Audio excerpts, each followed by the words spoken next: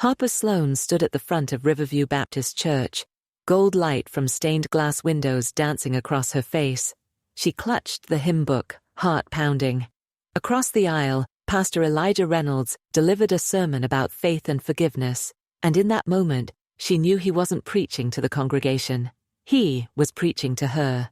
Their secret affair, begun in flickering candlelight behind closed doors, promised solace in her broken marriage and meaning to his fading passion.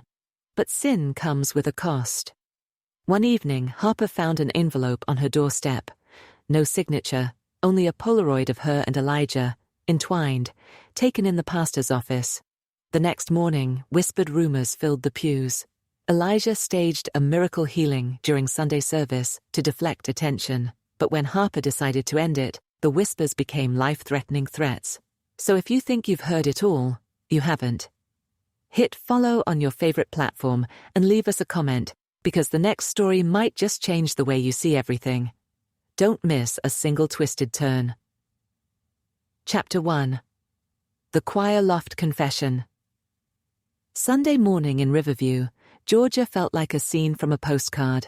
The air was thick with magnolia perfume, and families in their Sunday best filed into Riverview Baptist Church with smiles, handshakes, and the quiet murmur of reverence. The church, built with stone and red clay brick, stood as a monument of Southern grace and gospel. Cypress pews, stained glass windows, and a pastor who, for many, felt like a bridge between heaven and earth. But behind the pulpit, Pastor Elijah Reynolds was fighting a very human battle. At 39, Elijah was charismatic, eloquent, and devastatingly handsome, in a way that made the older women call him anointed, and the younger ones struggle with impure thoughts. He delivered the word like poetry, strong, confident, and passionate. But recently, his sermons had become more emotional, more erratic. The elders assumed he was battling spiritual warfare. They weren't wrong, just not in the way they thought. Harper Sloane stood in the choir loft, her voice rising with the hymn, but her eyes locked on Elijah. Her dark curls were tucked under a modest hat, lips red against her brown skin, and her white robe. Every major local outlet had the story. Scandal at Riverview, pastor's past exposed in viral video. Some defended Elijah, some condemned him, some blamed Ava for airing it all publicly. But the church was bleeding. Micah came home drunk again. He didn't say anything at first. Just sat on the edge of the bed, rubbing his hands together. Then finally, "You think you're clever, huh?" Harper tensed. "What do you mean? You think I didn't see you whispering with that preacher all these months? Think I didn't know?" He turned to her, slow and deliberate. "I didn't say anything. You know why? 'Cause I figured he'd burn himself."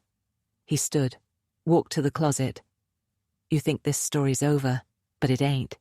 Then he pulled out something wrapped in a dish towel, a camera, one Harper hadn't seen before. "I got my own tape," he said. Chapter 5. Coming next, the husband's tape. Micah's secret recordings blow open a new layer of betrayal. As Harper scrambles to stop him from releasing the footage, she uncovers a deeper motive behind Ava's return, and a final twist no one saw coming. Let me know when you're ready for Chapter 5. You said 5. ChatGPT said, Mistress of the Pulpit, Chapter 5, The Husband's Tape.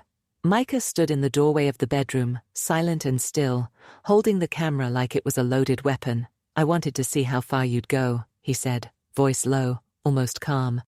"Turns out farther than I ever thought." Harper sat on the edge of the bed, blood pounding in her ears. "What's on that tape, Micah?" He smirked. "You tell me." She shook her head. "You've been spying on me?" "No," he said, stepping into the room. "I've been watching you. There's a difference. You gave me a reason when you stopped coming home before midnight, when you started hiding your phone, when you changed your password and flinched every time I touched you." He tossed the camera on the bed beside her. "I saw enough." The footage wasn't grainy. It was HD. Micah had used a motion-activated camera, hidden in the hallway closet just outside their bedroom. Harper's face went pale as the screen lit up. It was her, whispering on the phone. Elijah's voice answered. She clicked forward. Another night. Elijah's car parked down the street. She snuck out in heels, laughing. Got into his car, drove off. Then, audio. Bedroom door opening. Heavy breathing. A zipper. Micah had deleted nothing. "You planning to leak this?" she asked, numb. He didn't answer at first, just stared at the screen. "I plan to do worse," he said finally. "Send it to his wife, if he had one. Upload it. Embarrass you." "Then why didn't you?" Micah looked at her. "Because I realized something worse than humiliation." He leaned closer, living with it. Harper didn't cry. She didn't plead. She took a breath and asked, "What do you want?" Micah stood, poured a drink. "I want you to stay. Pretend this never happened. Fix your image in town. Sing in the choir. Smile for the camera." She blinked. "You want to stay married?" He nodded. "Until I decide it's over. And when I do, you'll be the one everyone thinks ruined it." Harper swallowed hard. "You want control. I want balance." That same night, Ava Marsh stood in her hotel bathroom, deleting voicemails one by one. All from Elijah, all begging. She paused at one. "You've already burned the house down. What else do you want from me?" She tapped play. His voice. "You want justice? Fine. Tell them the truth. The whole truth. About that other tape. About what happened after the slap." Her finger hovered. "Another tape?" Ava's expression changed, just for a second. Then she looked at herself in the mirror, smiled coldly, and whispered, "No one needs to know about that." At 1 a.m., Harper met Elijah behind the church, again. "I saw the video," she said, "and I know there's more." Elijah leaned against the bricks, face hollowed by exhaustion. "She kept everything. Micah recorded us. He's using it to keep me silent." Elijah nodded slowly. "We're both trapped." Then Harper's voice turned sharper. "But what happened back then, Elijah? What did you do to Ava?" He didn't answer. "Tell me." He looked up at her with eyes full of something unfamiliar, shame and fear. "She got pregnant." Harper gasped. "She told me. I panicked. Told her I'd leave the seminary. She said she wanted to keep it. I told her not to. I told her, if she did, I'd deny it. She left. I never saw her again. Until now." Harper's voice cracked. "So that's why she came back?" "No. She came back because she lost the baby. And she blames me for it." The next day, Ava delivered her final revival sermon. The sanctuary was quieter, more cautious. The elders hadn't officially removed Elijah, but the whispers were growing louder than the music. Ava stood at the pulpit. Sheep are supposed to follow the shepherd, but what happens when the shepherd turns wolf? Gasps. Ava continued. "There are people in this building hiding behind scripture, behind titles, behind clean suits and rehearsed apologies. But God sees. He always sees." Then she looked directly at Harper. "And sometimes God sends someone to burn the fig tree that stopped bearing fruit." The church was silent. Later that night, Harper followed Ava out to her car. "I know about the baby," she said. Ava froze. "I'm sorry," Harper added. Ava turned slowly. "You think that makes it better?" "No," Harper said. "But I need you to know something. If you keep pushing, this won't just hurt Elijah. It'll hurt me. It'll destroy everything I've tried to rebuild." Ava tilted her head. "You helped him lie. You knew." "I made a mistake," Harper said. "But so did you. We're both broken." Ava's eyes softened. Just a little. Then she opened her car door, paused, and said, "There's a tape in the archives. It was locked in a drawer under the old youth ministry files. You want the truth? Find that tape. But once you watch it, you'll never look at either of us the same." Chapter 6. Coming next. The hidden tape. Harper searches the church archives and uncovers the final recording, a tape that reveals what really happened between Ava and Elijah all those years ago. But as the truth finally comes out, someone in the shadows makes a deadly move. Let me know when you're ready for Chapter 6. You said 6. ChatGPT said, Mistress of the Pulpit. Chapter 6. The Hidden Tape. Sunday night was cold and wet, rare for a Georgia July. Rain fell softly over Riverview Baptist Church as Harper Sloane used the spare key from the choir room to enter through the side door.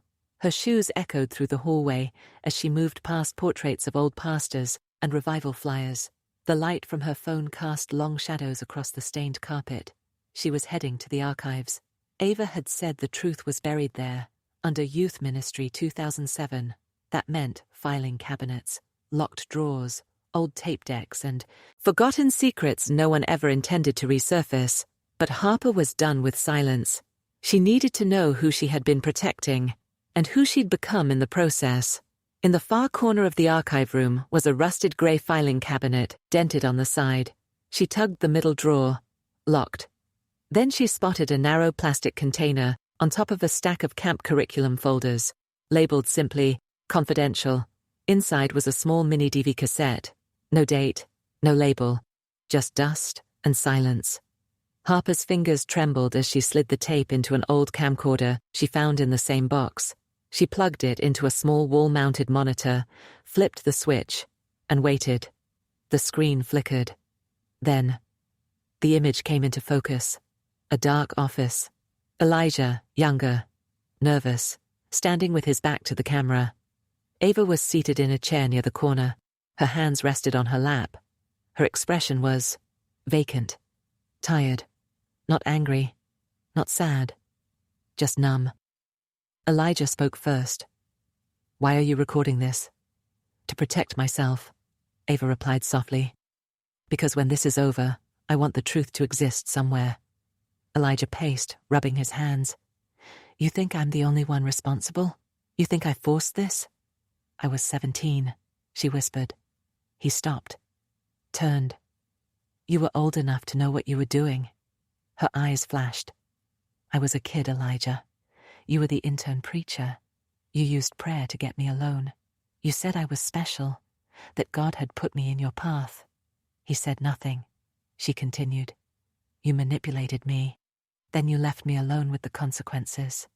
Elijah sank into a chair, head in his hands. "I didn't know what to do." "You didn't do anything." There was a long pause. Then Ava reached into her bag and pulled out a medical form. She held it up. "Termination of pregnancy," she said. "Signed, dated, alone." The screen blurred as the camcorder's battery died. Harper stared at the frozen frame. The truth wasn't just ugly. It was irreversible. Elijah had abused his power, covered it with sermons, buried it in the walls of a church that had praised his name. And she, Harper, had been his cover, the newer version of the same sin. She took the tape and ran home. By the time she arrived, Micah was waiting. "You were at the church," he said. "I saw the motion alert on the front gate." Harper ignored him. She rushed past him, heart hammering. She needed to think, to decide. Upload the tape, give it to the board, give it to Ava, or destroy it and pretend none of this had ever happened. Micah followed. "You still protecting him?" he snapped. "Even now?" She turned on him. "No, I'm trying to protect myself." Micah narrowed his eyes. "You ain't the victim, Harper." She stared at him for a long moment, then said, "Maybe not. But neither are you." The next morning, Harper arranged a private meeting with Ava at the riverside bench behind the church, where no cameras or microphones lingered. She brought the tape. Ava took it, looked at it in her hands, like she was holding a part of her own soul. "I knew he recorded me," Ava whispered. "He said it was for accountability." She smiled sadly. "But he never showed anyone." Harper asked, "What are you going to do with it?" Ava didn't answer. Instead, she looked at Harper and said, "I think you already know this ends with someone falling." That evening, Elijah returned to the church for what he claimed would be his final sermon. He stood in the pulpit before a half-empty sanctuary. Some were loyal. Some were curious. Others were just waiting for the spectacle to end. He opened his Bible, closed it, looked around. "I have nothing left to give you," he said. "I've sinned. I've lied. I've betrayed the trust of people I swore to lead. A ripple passed through the room. And I won't justify what I did, but I'll say this. I'm not the only sinner in this building. His eyes drifted toward the back, toward Harper, then toward Ava, seated quietly in the last pew. I'm stepping down, not because they forced me, because God has. Then he left, walked down the aisle, and disappeared into the rain. That night, Harper sat in her car in the driveway, exhausted. The tape was no longer her burden. Ava had it. Whatever happened next would be her call. But just as she unlocked the door to go inside, she saw something unusual on the ground, a white envelope. Inside, a photo of her, crying, holding the tape. On the back, a handwritten note. There's still one more sermon left to preach, and it's yours. Chapter 7. Coming next, the final confession. The scandal explodes one last time when Harper is forced to make her own confession, publicly. But in doing so, she uncovers the identity of the person who's been manipulating them all from the shadows. In the final moments, a dangerous truth is revealed that changes the story forever. Let me know when you're ready for Chapter 7. You said 7. ChatGPT said, Mistress of the Pulpit, Chapter 7. The Final Confession. Sunday morning arrived with a stillness that felt like judgment. The sun rose slowly, bathing Riverview Baptist Church in a golden haze that masked the darkness that had consumed it. Harper sat quietly in her car in the church parking lot, heart pounding in her chest. Today was supposed to be Ava's farewell message, but Harper knew differently. Today, the sermon was hers. She hadn't slept, hadn't eaten. The envelope, the photo, the threat, all pointed towards someone who knew her deepest shame. But who was it? Who'd watched her every move, documented every mistake, and chosen this moment to destroy her? Harper stepped from her car, gripping the envelope tightly, and walked into the sanctuary. Inside, whispers filled the pews. Half the church had stopped attending, but today even those who had stayed away couldn't resist the spectacle. The choir loft stood empty. Elijah was gone. Ava sat in the front pew, calm, unreadable. The board members sat stiffly along the side wall, tense and uncertain. Harper walked straight to the pulpit. She tapped the microphone gently. Feedback hummed through the speakers, silencing everyone. I know you're surprised to see me here, she began, voice steady. But there's something I need to say. Silence tightened like a rope. I sinned, she said clearly, without hesitation. I betrayed my marriage, betrayed your trust, and betrayed myself. Elijah Reynolds was my partner in sin, but he wasn't alone. I chose this too. A murmur swirled through the crowd. Harper took a deep breath. But someone else has been watching all along. Someone else has threatened us, manipulated us, and tried to control our narrative. She held up the envelope. This photo was taken yesterday, outside my house. Someone wanted me to stay silent. But silence ends now. She looked straight at Ava. I know what happened to you. I saw the tape. I'm so sorry. I believe your pain. But you didn't send me this photo. Ava sat forward slightly, eyes narrowing in confusion. Harper continued. Elijah didn't send it either. He's already confessed everything. And Micah, my husband. She hesitated, then spoke clearly. My husband's already told me what he wants. He didn't need to threaten me again. Harper raised her head, meeting eyes across the room. So, who else knew enough to threaten me? Who else stood to gain from our humiliation? She paused, eyes scanning slowly, carefully, then landed on the board members seated quietly against the wall. Deacon Miles, she said firmly, you told Elijah about the first Polaroid. You've been a trusted advisor, and everyone in this room respects you. But you also control the church finances, donations, live streams. You've always controlled the narrative here.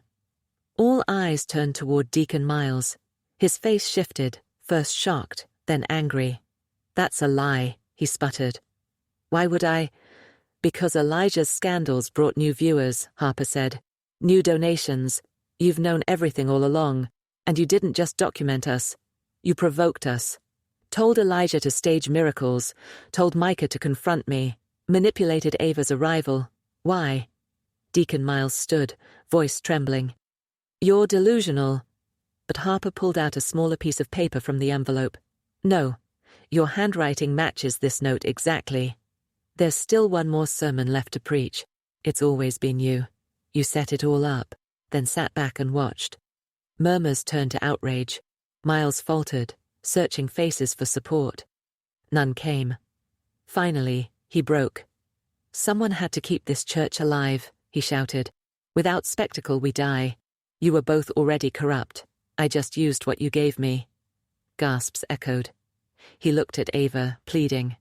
"You came back for justice. I gave you the stage. Harper, you wanted redemption. I gave you a path.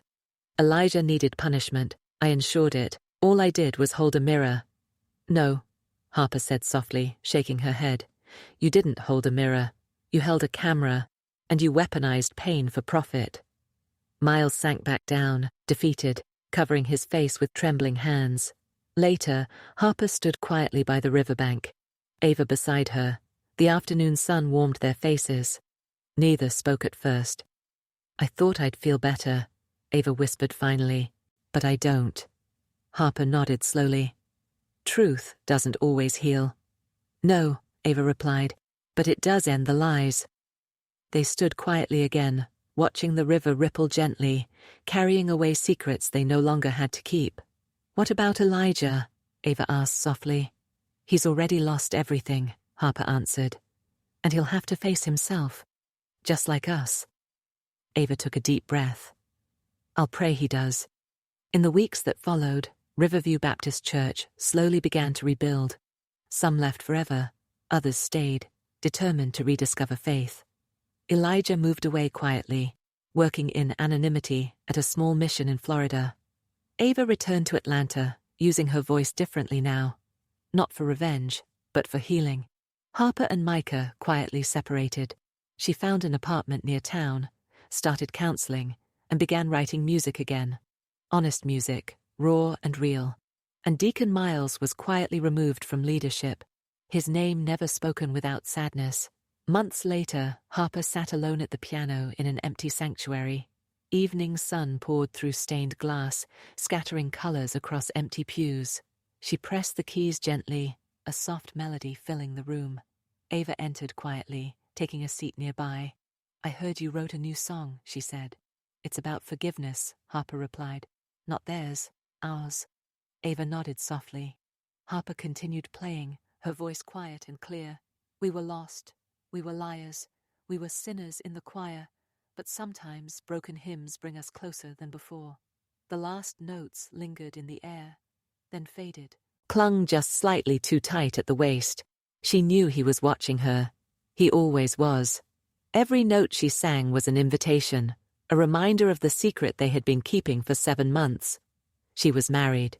So was he. To the church. Their first moment of weakness came during a Wednesday night prayer rehearsal. A brief storm knocked out the power, and in the candlelit silence, Harper cried over her failing marriage, her loneliness, the bruises that weren't always emotional. Elijah comforted her.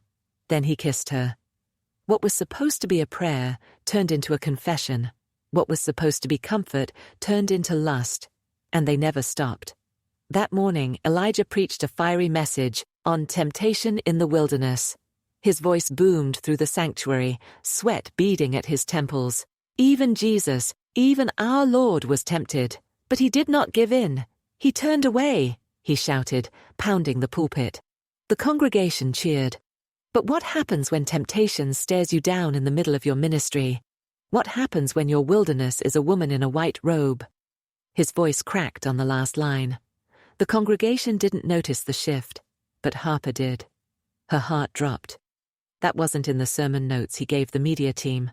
After the service, they met like always, behind the choir room, through the janitor's hall, into a little storage closet where no one ever checked. The air was musty with mildew and choir robes. Elijah paced, his hands shaking. "Someone knows," he said. Harper blinked. "What?" "This morning, I found a Polaroid on my windshield. You, me. That night after revival," he said, voice low. She froze. Her mouth went dry. I destroyed it, but whoever took it, they want something. Are you sure it's not a prank? She asked, but her voice betrayed her own fear. He stepped close. This isn't a prank, Harper. I got a call too. Blocked number, man's voice, said if I don't make a miracle happen next week, he's going public. A miracle? He wants me to fake a healing, like Benny Hinn style. A woman in the front row will walk for the first time in years. He said it'll distract the board from the rumors. Harper leaned against the wall. You can't do that. Elijah's eyes darkened. I already agreed. The next few days were tense. Harper tried to focus on her real life. Her husband, Micah, who worked late and smelled like whiskey more than usual. He hadn't touched her in weeks. Their home was quiet, cold. She sat in the bathtub one night, phone in hand, thinking about texting Elijah. But something made her pause. The next morning, a letter slid under her front door. No envelope, just a single sheet of paper. You're the devil's soprano. The whole town will know your song. No signature. Harper sat at her kitchen table, heart racing, unable to move. She'd never been scared before. But now it was clear. Whoever was behind the threats wasn't just trying to ruin Elijah. They wanted to ruin her too. By Sunday, the miracle was ready. Elijah had rehearsed it with a woman named Deborah, someone from outside the congregation, paid in cash. He would call her up, lay hands on her, and she would walk after being in a wheelchair. The sanctuary was packed. Elijah looked composed, but Harper noticed his fingers twitching as he adjusted his tie. She sang like normal, her voice a mask. But inside, panic. Then the moment came. He called Deborah forward. He shouted, prayed, cried. He laid hands on her forehead and bellowed, "Stand, woman, the Lord has restored your walk." And she stood, trembled, took a step. The crowd went wild. People screamed, cried, praised. A woman fainted in the back row. Cameras flashed. Facebook Live was flooded with comments. A miracle in Georgia. He's anointed. God is real. But Harper felt sick. This wasn't a miracle. It was theater. And the man she once believed was God's mouthpiece had become something else entirely. A performer in a sacred costume, controlled by shadows. As the music swelled and the congregation worshipped in frenzy, Harper whispered under her breath, "I need to get out." But someone had just started playing a new note in their deadly duet, and walking away wouldn't be that easy. Chapter 2. The Price of Forgiveness. 3 days passed. 3 sleepless nights of watching the front door, jumping at creaks in the floorboards, and rereading the threatening note under the pale light of the kitchen lamp. Harper Sloane had known sin. She'd known shame. But she'd never known fear like this. Elijah hadn't called, not since the staged miracle. The silence was almost worse than the lies. On Wednesday, Harper sat in the back pew of the sanctuary after choir rehearsal. Everyone else had gone home. She stared at the empty pulpit, the place where Elijah had once moved her to tears with a single phrase. Now, all she could think of was how easily he'd shouted, "Stand, woman," like it was a magic trick. It worked. The board believed it. The crowd believed it. Even her husband had replayed the live stream, saying, "That man's got the spirit in him." If only he knew the spirit was fear, and the strings were being pulled by someone unseen. Harper made up her mind. The affair had to end. No more hiding in closets. No more whispered calls at 2 a.m. No more being the weapon used to blackmail a pastor. She texted Elijah, "We need to talk. Tomorrow, noon. In the parking lot, alone." He replied within 5 seconds. No. That was it. One word. Cold. Final. She stared at the screen, stunned. And then, he called. She answered. "Elijah." "You think it's that simple?" he snapped. "You think you can just walk away? You don't understand what we've done, Harper. I know exactly what we've done, and now I'm done with it. You may be done, but whoever is behind this isn't." They sent another photo, this time to the church board. Her stomach dropped. "What?" "Yeah. It was taped to the door this morning. They think it's a hoax. But if another one comes in, they'll dig. And once they dig, they'll find you. And you're not the pastor, Harper. You're expendable. The next day, Harper went to the church anyway. The parking lot was empty. She sat in her car, watching the steeple slice the sky, waiting. A knock on the window made her jump, but it wasn't Elijah. It was a woman. Tall, tan-skinned, probably late 20s, long braids, red leather Bible clutched under her arm. Her name tag read, Ava Marsh, guest speaker, Women's Revival Week. "Sorry to scare you," she said with a smile. "Are you the music director?" "No, I'm just a member," Harper replied, shaken. Ava smiled wider. "You sing like someone with secrets." The blood drained from Harper's face. "Excuse me?" But Ava had already turned, walking up the steps to the church. That night, Micah came home drunk again. Slurred words, loud music. But something was different. He was watching her more closely. "You know what's funny?" he said, half laughing as he poured himself another drink. "The church is buzzing. That healing stuff? Miracle of the year." He leaned closer. "But you didn't look too happy in that live stream. You looked nervous." Harper tried to steady her voice. "It was overwhelming, that's all." He nodded slowly. "Maybe," he said. "Or maybe you just realized somebody's watching you." Friday. The second envelope arrived. This one was hand-delivered to her mailbox. Inside, a copy of her wedding photo, with a red X scrawled over her face, and one word written in Sharpie across the top. Jezebel. Her knees gave out. She collapsed on the living room floor, clutching the photo, breath shallow. Whoever this was, they didn't just want to expose her. They wanted her destroyed. Later that evening, Ava Marsh took the mic for the revival's opening service. She was magnetic. Funny, raw, spiritual, in a way that felt both ancient and modern. She spoke about truth, the cost of lies, the danger of unrepented hearts, and as Harper sat in the third pew, she felt Ava's gaze lock on her, almost like a warning. After service, Ava approached her again. "You should come to the altar tomorrow," Ava whispered. "Lay it all down, before it eats you alive." Harper blinked. "You don't even know me." Ava smiled. "Don't I?" That night, Harper received a voicemail from a blocked number. The voice was distorted, but clear. There's still one more miracle to come. And this time, blood will be involved. Chapter 3. She Who Holds the Tape. The church basement was off limits, not officially. No sign on the door, no lock on the handle. But everyone in Riverview Baptist knew better than to go down there. It was where the old baptistry equipment sat unused, where forgotten Christmas props gathered dust, and where secrets went to rest. But that Thursday afternoon, Harper went down anyway. She had waited until the church emptied out after choir rehearsal. Elijah was in a meeting with the board. Ava had gone out to lunch with the women's ministry. And Micah had taken to disappearing most afternoons. Whether to work, drink, or spy, she didn't know anymore. Harper stepped softly through the hallway, heart thudding, and opened the door to the basement. The air was stale, thick with mildew and old hymnals. The steps creaked under her feet. She descended into darkness. It was Elijah who had once mentioned the tapes. Back when their affair was new and reckless, he'd laughed while helping her look for old sheet music in a storage closet and said, "There's probably still VHS tapes down there from the 90s, back when services were recorded on camcorders and prayed over for blessing." She hadn't thought about it then. But now?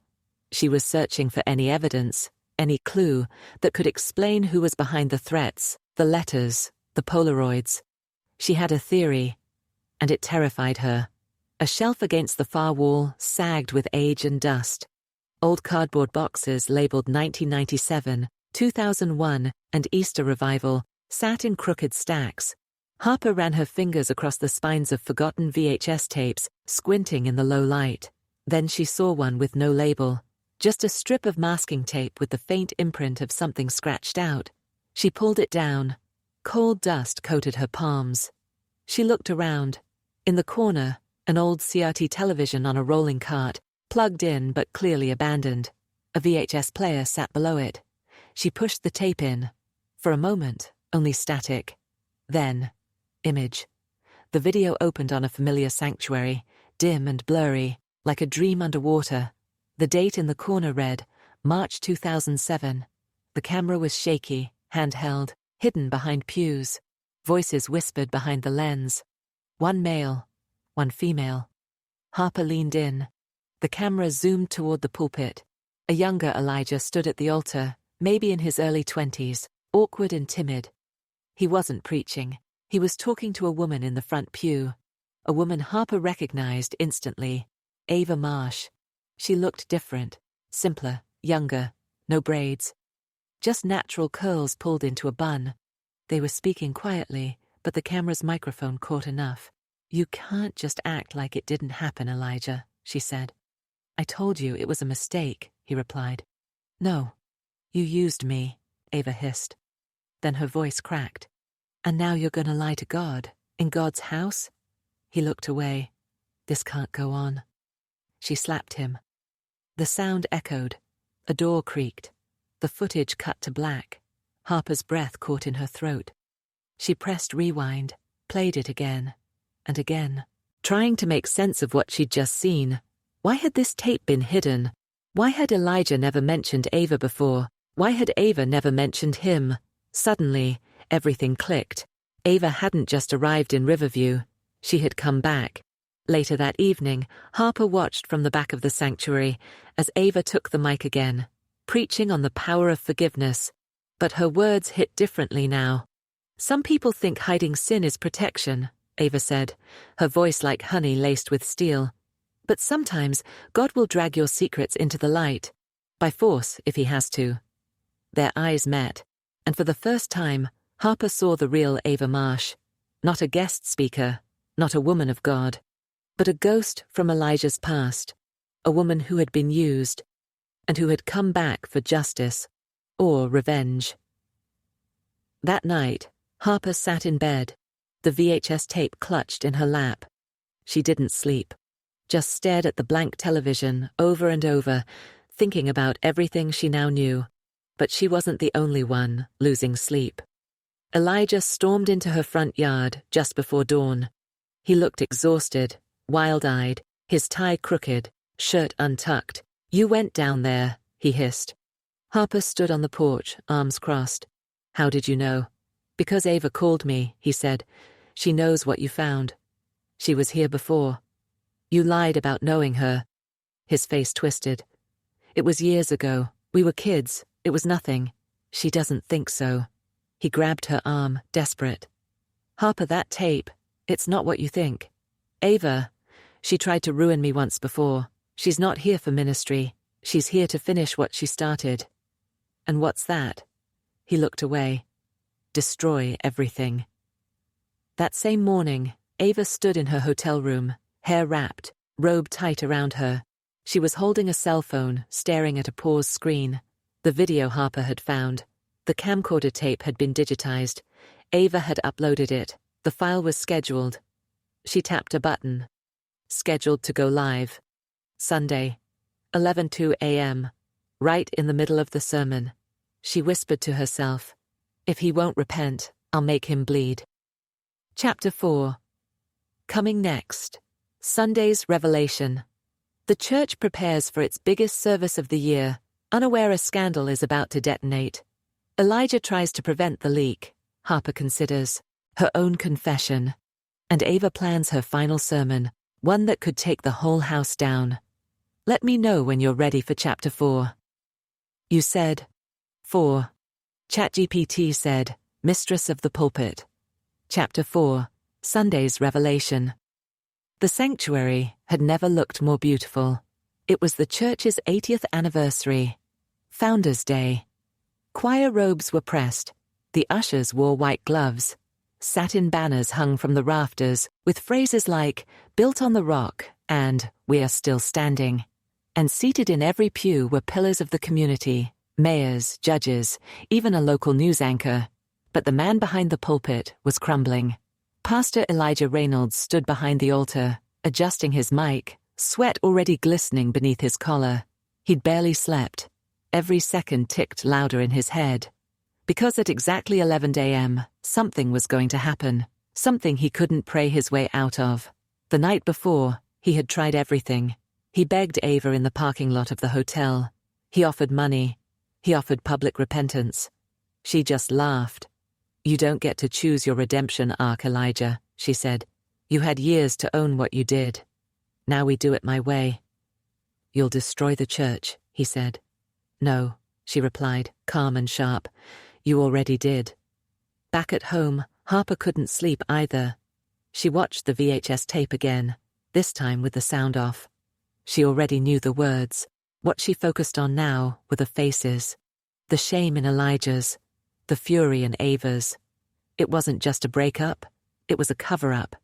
She thought about burning the tape, mailing it anonymously, uploading it herself. But something inside her paused. What if Ava wasn't just seeking justice? What if this was revenge? She paced for hours, debating whether to show it to Micah. But he had been acting off for days now. Quiet. Observant. Last night, he'd asked her point blank, "You still seeing him?" She lied. He nodded once. "Better be the truth. Because if I find out otherwise, I won't need the church to deliver a message." 10:58 a.m. Sunday. The choir filed into the loft. Harper stood in the front row, trembling. She could feel the countdown inside her chest. Ava was seated in the front pew, Bible in her lap, but not opened. She stared straight ahead, lips moving silently. Praying? Maybe. Planning? More likely. Elijah stepped to the pulpit. "Before we begin today's sermon," he said, "I'd like to ask for a moment of transparency." A murmur passed through the crowd. "I have made mistakes," he continued. "Grave ones. I've strayed from my calling. I've let pride and secrecy cloud my walk with God. But today, I ask your forgiveness, not just as your pastor, but as your brother." Gasps. Some amens, some silence. And then, Elijah dropped the bomb. "There was a relationship, years ago, with a young woman. I was older, in a position of authority, and I betrayed that trust." The congregation froze. Harper's hands began to sweat. "I have sought forgiveness from God, but now I seek it from her." He looked down at Ava, and she smiled, but not a kind one. 11 a.m. In homes across Georgia, phones buzzed, Facebook notifications lit up. A video had just gone live. Elijah Reynolds, the forgotten tape. It began with static, then the slap, then the line, "You can't just act like it didn't happen, Elijah." Chaos, gasps from the congregation, phones pulled out, whispers turning to shouts. Deacon Miles tried to cut the live stream, but it was already out in the world. A woman stood up and yelled, "Is this real?" Another fainted. One of the ushers pulled Ava to the side and demanded answers, but she simply said, "I gave him a chance to confess, and he did." Then she walked out of the church. Harper sat, frozen. She hadn't known Ava would go through with it, at least not like this. She'd seen ambition in the woman, but this? This was a power play, a televised crucifixion. Elijah was ushered into the back by church elders. The choir stopped singing. The organist fumbled and fell silent. The entire sanctuary devolved into confusion. And just like that, Riverview Baptist fell quiet for the first time in 80 years. Later that afternoon, Harper drove to a place she hadn't visited in years, the riverbank behind her grandmother's house. She stood barefoot in the mud, holding the VHS tape, ready to toss it into the current. But she hesitated. That tape might be the only proof of what had really happened, but she couldn't tell anymore who the villain was. Elijah? Ava? Herself? She sat down on the grass and cried for the first time in weeks. By nightfall,